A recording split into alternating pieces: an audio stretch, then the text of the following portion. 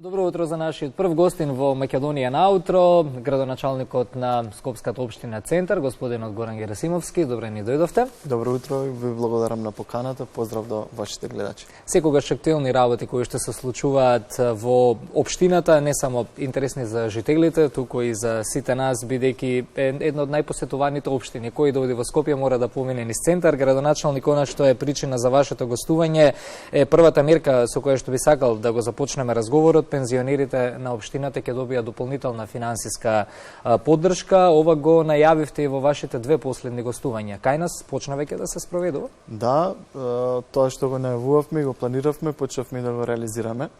Заедно со Советот одвоивме со последниот ребаланс, одвоивме 3.300.000 денари за нашите повозрастни граѓани кои што взимаат до минималната пензија, односно до 17.518 денари. Така. Истите треба да аплицираат во општината.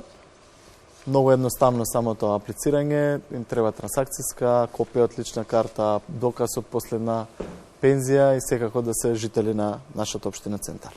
До кога може да се реализира ова? До 7.12 ќе трае самиот повик и можноста да нашите повозрастни жители се пријават на исто. Веќе гледам дека повозрастните, особено на социјалната мрежа Facebook, дека веќе ви заблагодаруваат, пришуваат дека се изненадени, воодушевени затоа што пред празниците, пред славите им доаѓа вакво нешто. Чинам дека тоа беше поводот или како? Тоа беше и целта во овие времиња каде што имаме огромни накачени цени на сите прехранбени производи, на сите лекови, сето тоа го поттикна и накачување на цените на електричната енергија. Целта ни беше да им помогнеме на нашите повозрастни кои што взимаат минимални до средни пензии да може да ги покријат оние трошоци за електрична енергија. Така.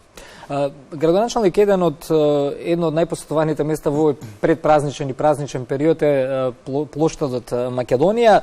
Под чија надлежност е одржувањето на плоштадот, да го искористиме вашето гостување и да го разјасниме тоа, бидејќи дел од граѓаните негодуваат за состојбата во која што се наоѓа во моментов таму. Добиваме впечаток дека и на делови од плоштадот има и безредие, се добива впечаток дека секој прави што сака, пропаѓаат камиони на фонтаната. Некако навистина, колку и да се трудиме тоа да го заобиколиме, сепак навистина неубава слика за тоа што го представува градот и државата. Па да расчистиме по чија надлежност е одржувањето на тој дел кој што нели според територија влегува во општина Центар. Дали е тоа под град Скопје?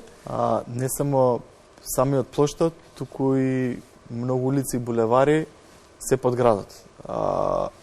Сега имавме и отчет кој што траеше 4 дена, на кој што заедно со граѓаните дискутиравме што е направено измината година, но и што и планираме за наредната година, и целта ни беше да ги слушаме и нивните потреби, идеи, предлози и така натаму, и на истите не идовме на ова, каде што поголем дел од граѓаните не ги знаат ингеренциите на градот и на општината. Самиот плоштад е ингеренција на градот Скопје, вклучувајќи улицата Македонија, за која што исто често добиваме преписки до општината по социјалните мрежи, поради тоа што дел од улицата Македонија е во лоша состојба, оние плочки се веќе дел од нив се раскопани. Да, руинирана е на многу делови. Да, на секој дожд ги чувствуваме колку тие се изместени. Да, ингеренцијата е под градот, но оние згради кои што офицерскиот дом и хотелот се под општината, ние разговаравме на оваа тема пред извесен период, веќе општината почна да наплаќа пенали од инвеститорите поради незавршуваната работа, и ако заприметите во моментов веќе и таму се прави, идејата и целта ми е да го разубавиме плоштадот и тие згради кои што стојат веќе една деценија конечно се направат. Само едно кратко подпрашање, градоначалник, има слух од нели новата постава на град Скопје, сигурно како општина Центар нели ги пренесувате поплаките на граѓаните, сликата што секојдневно ја добиваат туристите. Ете баш пред некое време ја гледав на главна улица во Истанбул, таму па дури нема дозвола кафичите да имаат кафе баровите, нели бавчи како стреи надвор, бидејќи се затвора реално и големината на улицата, се губи просторот. Да. Имате ли слух од град Скопје за да заеднички пристапите кон конечно решение на овој проблем кој што овие 2 години, најмногу некако година се чувствуваете на плоштадот и на улицата? До сега имаме добра соработка со градот, коректна соработката, поради тоа што ако не соработуваме, како кажат, на крај страдаат граѓаните. Така. Зависни сме едни од други. На оваа тема во делот на плоштадот не сме дискутирале, но на повеќе други теми наоѓаме заеднички јазик и решенија се во интерес на граѓаните. Градоначалник ја испраќаме полека 2022-та. Утринава проверивме, избројавме дека има уште 32 дена. Брзо помина. Брзо помина и фала Богу помина некој велат. Добро е што со позитивно расположение и се надевам сите во добро здравје ќе завршиме. Рековте дека 4 дена отчет сте имале за 2022, задоволен ли сте, останаа ли проекти нереализирани? Искрено сум задоволен и од тоа што го имаме сработено и благодарен на тимот на луѓе кои што заедно со мене оваа година остваривме доста проекти кои што ги имавме зацртано и спланирано и сите ги имаме и реализирано, но секогаш не може све да се направи, остануваат одредени проекти кои што се недозавршени, да ги завршуваме во текот на фокус за 2023 следната година. Во моментов се работи на новата детска градинка во населбата Пролет за прв пат после многу години ќе имаме една модерна урбана детска градинка за и тие жители да може да во својата улица, во своето мало ги носат своите дечиња и да истите бидат згрижени. Дополнително се бориме, како што и неколку пати напомена и колегата, вашиот колега, дека центар е најфреквентна. Да. Проблемот со паркирање е огромен. Бараме решение, требаше да го отпочнеме паркингот, но истиот е заглавен во јавни набавки, еднашка падна јавната набавка, верувам дека до крајот на годината и ќе ја завршиме истата, за да можеме текот на следната година го почнеме и тој паркинг во Капиштец кој што го најавувавме и дополнително бараме решение и во другите населби каде што имаме многу фреквенција и проблем со паркирањето, да го решаваме и тој проблем. Има уште многу проекти кои што не чекаат во наредната година, во моментов се прави и програмата, и самиот буџет кој што ќе се разгледува. Имаме онлайн анкета каде што можат граѓаните да допринесат во развојот и подобрување на буџетот со своите предлози и идеи како побаво да го разубавуваме центарот. Една од исто така главните работи кои што се во фокус на општините е производството на струја, докаде идејата околу формирањето на јавно општинско предпријатие? Да, во моментов, како што и најавивме пред неколку месеци, комисијата која што е оформена од страна на општината ги работи сите оние елаборати на објектите кои што се под надлежност на општина Центар, за да видиме какви се истите, колку ќе се произведува струја, колку ќе кошта сето тоа. И целта ми е до крајов на годината да го оформиме предпријатието, истото во текот на следната година и почне со работа. Во нашите нови програми и буџет ги внесуваме и овие ставки, за да што поскоро добиеме сопствена електрична енергија преку фотоволтаиците и со тоа заштедиме огромни финансиски средства. Ајде, градоначалник. А со интерес на тоа, односно со заштедување на финансиските средства кои што се трошат во училиштата, во градинките, да ги пренамениме за други капитални проекти се во интерес на нашите граѓани. Ајде, градоначалник, малку на страна проектите и се она што зборувавме досега, не чека нова година, пречекот на 2023-та, подготвувате ли нешто за жителите на Центар, ќе осветите ли малку, ќе има ли некој новогодишно, знам дека штедите струја, еве се надоврзуваме на одговорот претходно, но не е кое украсување да се израдуваат најмалите, ако ништо друго, да се внесе некој новогодишен дух, кога градот еве се уште не е украсен.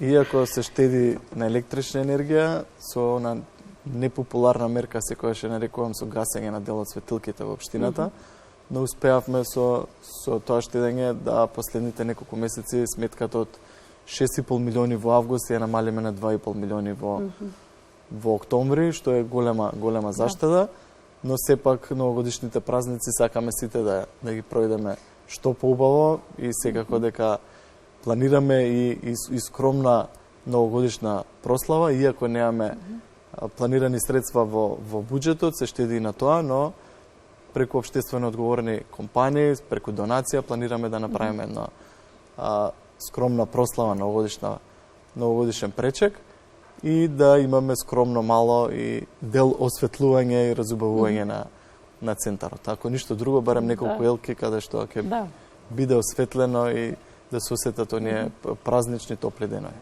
Во ексе и оние проектите, нели, привршува и Лимак, почна да се гради кај хотелот Holiday на паркингот, дефинитивно со тоа центар ќе добие еден нов поурбан лик.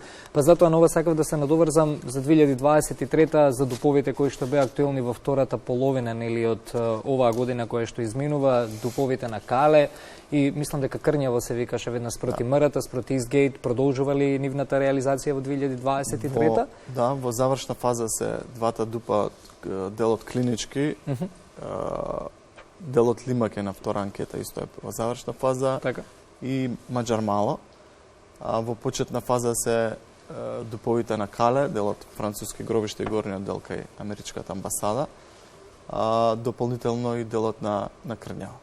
Истите се испратени во град Скопје и почната е постапка за нивна реализација.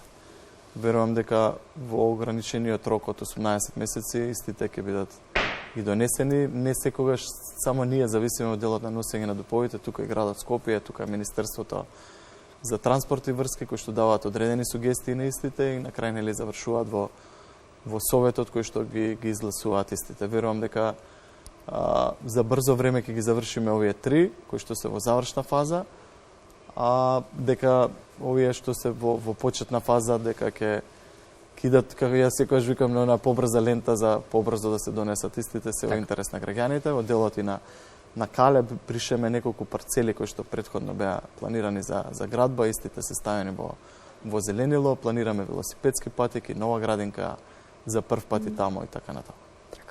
Градоначалник, ќе викаме ние и во 2023 често да бидете наш гостин, бидејќи дефинитивно водите една од но и водите една од општините кои што кажавме не се значени само за жителите кои што живеат во општината Центар, туку и за сите жители на држава, една од општините која што ако се направи статистика е најпосетувана од туристи на дневно ниво. Бога ми најпосетувана, околу 150 до 200.000 наши сограѓани дневно, фреквенцијата им е во општина Центар, не само Скопје, туку луѓе од целата држава. И не само ветување, имаме и реализација оваа година, се надеваме на уште поголема реализација на овие проекти кои што ги планираме во текот на наредната 2023 година. Не се надевам, туку сум сигурен дека ќе имаме уште многу гостување, поради тоа што ќе имаме и многу проекти во наредната 2023 година. Благодариме за денес, среќни празници, се надам се гледаме за убава.